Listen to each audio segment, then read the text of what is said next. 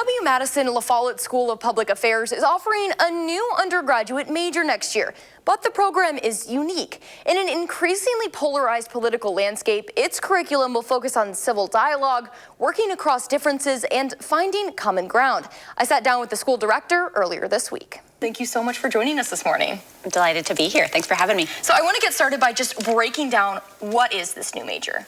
Great. So this new major is in public policy. It's going to be offered by the University of Wisconsin here at Madison. And one of the neat things about this public policy major is that it's the first interstate. What's the goal of this major? So the goal is really to educate the next generation of public policy leaders. So I think we all know that there's a lot of challenges facing our country today and our state. And we need to have students who are thinking about those public policy issues in a really informed and educated way, and also have the skills of being able to talk across the political divide. How do you teach something like that? Yeah, so we're super excited about this, what I'm going to call a really innovative part of our undergraduate major. So our undergraduate major is going to be filled with classes that are more typical to public policy education. So evidence, quantitative reasoning, communication skills. But we're also going to center this idea of talking across the political divide. And we're going to do so in a class it's a required class, so every one of our majors is going to take it. And it's also going to be open to all UW-Madison undergrads. And the class is called Advancing Public Policy in a Divided America. And it's centered on first learning about polarization. How has political polarization affected policymaking here in the United States? And it's maybe from a more theoretical book learning standpoint. And then we're going to relatively quickly pivot in that class in order to have it be more skills-based.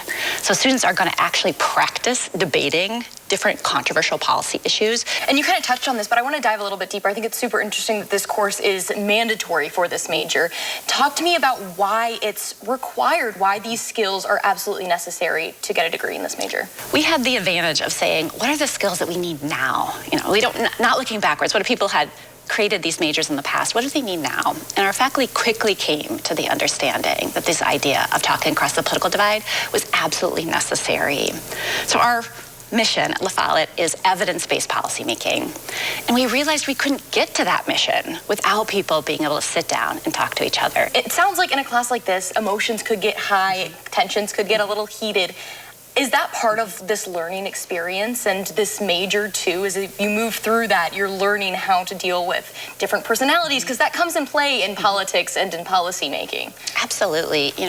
That's part of, think about the normal demographic of a college student at UW-Madison. We're talking about an 18-year-old to a 22-year-old.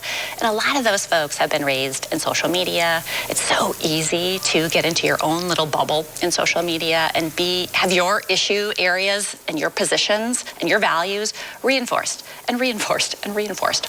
And we're not trying to change anyone's values as part of this class, but we do want to open people's curiosity and their eyes to other points of view. And we think that's really important in order to move the needle.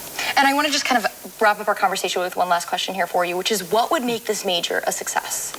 If we can educate the next generation of leaders and send them out into society, have them poised and ready when their number is called to serve our state, serve our local communities, serve our country here in the United States, we will call this a success. Wonderful. Well, thank you so much for joining us this morning. We appreciate your time. I appreciate your time. Thank you.